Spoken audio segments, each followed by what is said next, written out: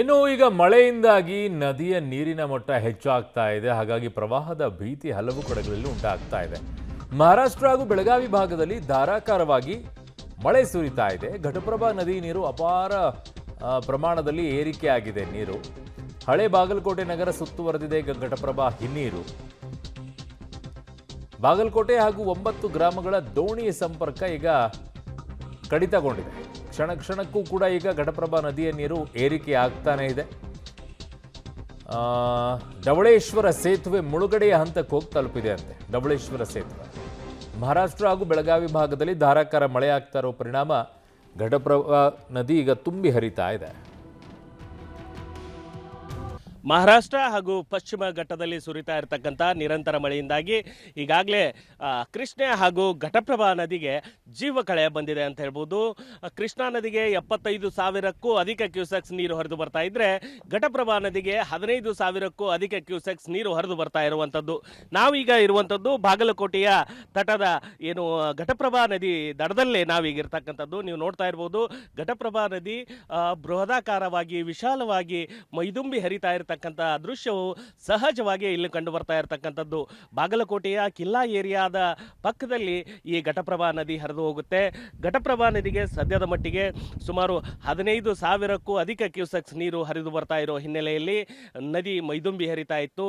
ಆದರೆ ಬಾಗಲಕೋಟೆಯ ಜಿಲ್ಲೆಯ ರೈತರ ವಿಪರ್ಯಾಸ ಏನಂತಂದರೆ, ಬಾಗಲಕೋಟೆ ಜಿಲ್ಲೆಯ ರೈತರು ಮಳೆ ಆಗಬೇಕು ಅಂತೇಳಿ ವರುಣರಾಯನಿಗೆ ಸಾಕಷ್ಟು ಪ್ರಾರ್ಥನೆ ಎಲ್ಲ ರೀತಿಯ ಸಲಿಕೆಯನ್ನು ಮಾಡಿದರೂ ಸಹಿತ ವರುಣರಾಯ ಕೃಪೆಯನ್ನು ತೋರಲಿಲ್ಲ.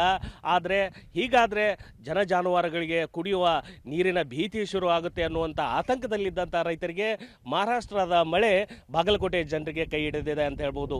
ನೀವು ನೋಡ್ತಾ ಇರ್ಬೋದು, ಮಳೆ ಆಗದೇ ಇದ್ದರೂ ನದಿ ಸುಮಾರು ವಿಶಾಲವಾಗಿ ಹರಿತಾ ಇರತಕ್ಕಂಥ ದೃಶ್ಯ ಇಲ್ಲಿ ಸಹಜವಾಗಿ ಕಂಡು ಬರ್ತಾ ಇರತಕ್ಕಂಥದ್ದು. ಇನ್ನು ಈ ಭಾಗದಲ್ಲಿ ನೀವು ಒಂದು ಬೋಟನ್ನು ನೋಡ್ತಾ ಇದ್ದೀರಿ.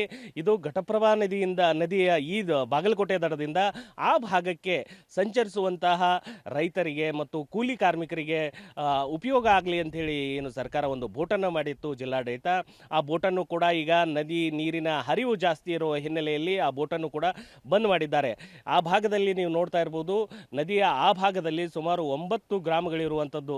ಸಾಳಗುಂದಿ, ನೆಕ್ಕರಗುಂದಿ, ಹೀಗೆ 9 ಗ್ರಾಮಗಳಿಗೆ ಸಂಪೂರ್ಣವಾಗಿ ಏನು ಸಂಪರ್ಕ ಸೇತುವೆಯಾಗಿರ್ತಕ್ಕಂಥದ್ದು ಈ ಬೋಟ್ ಆಗಿತ್ತು. ಆದರೆ ಈ ಬೋಟ್ ಬಂದಾಗಿರೋ ಕಾರಣ ಅವರು ಸುತ್ತ 32 ಕಿಲೋಮೀಟರ್ ಸುತ್ತುವರೆದು ಬರಬೇಕಾದಂಥ ಪರಿಸ್ಥಿತಿ ನಿರ್ಮಾಣವಾಗಿರುವಂಥದ್ದು. ಕೆಲವೇ ದಿನಗಳ ಹಿಂದೆ ನದಿ ಸಂಪೂರ್ಣವಾಗಿ ಬರದಾಗ ಹೋಗಿತ್ತು. ಇದೇ ಕಾಲು ದಾರಿಯಲ್ಲಿ, ಈ ನದಿಯಲ್ಲೇ ಕಾಲು ದಾರಿಯನ್ನು ಮಾಡಿಕೊಂಡು ಆ ಜನ ಬಾಗಲಕೋಟೆಯತ್ತ ವ್ಯಾಪಾರಕ್ಕಾಗಿ ಮತ್ತು ವ್ಯಾಪಾರ ವಹಿವಾಟಿಗಾಗಿ ಬರ್ತಾಯಿದ್ರು, ಜೀವನ ಸಾಗಿಸ್ಲಿಕ್ಕೆ ಬರ್ತಾಯಿದ್ರು.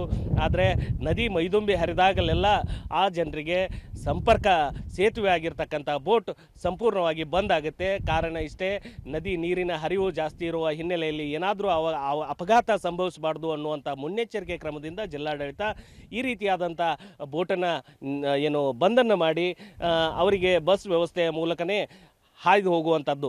ಮತ್ತೊಂದು ಕಡೆ ನದಿ ದಡದ ರೈತರಿಗೆ ಈ ನದಿ ಬಂದ ಏನು ನದಿಯ ನೀರಿನ ಹರಿವು ಜಾಸ್ತಿ ಆದ ಹಿನ್ನೆಲೆಯಲ್ಲಿ ನದಿ ದಡದ ರೈತರಿಗೆ ಸ್ವಲ್ಪ ಅನುಕೂಲ ಆಗುತ್ತೆ. ಆದರೆ ವನ ಬೇಸಾಯ ಅಂದರೆ ಕುಸ್ಕಿ ಜಮೀನನ್ನು ಏನು ಜಮೀನಿನಲ್ಲಿ ಉಳುಮೆ ಮಾಡುವಂಥ ರೈತರಿಗೆ ನಿಜಕ್ಕೂ ಬರೆ ಎಳೆದಂತಾಗಿದೆ ಅಂತ ಹೇಳ್ಬೋದು.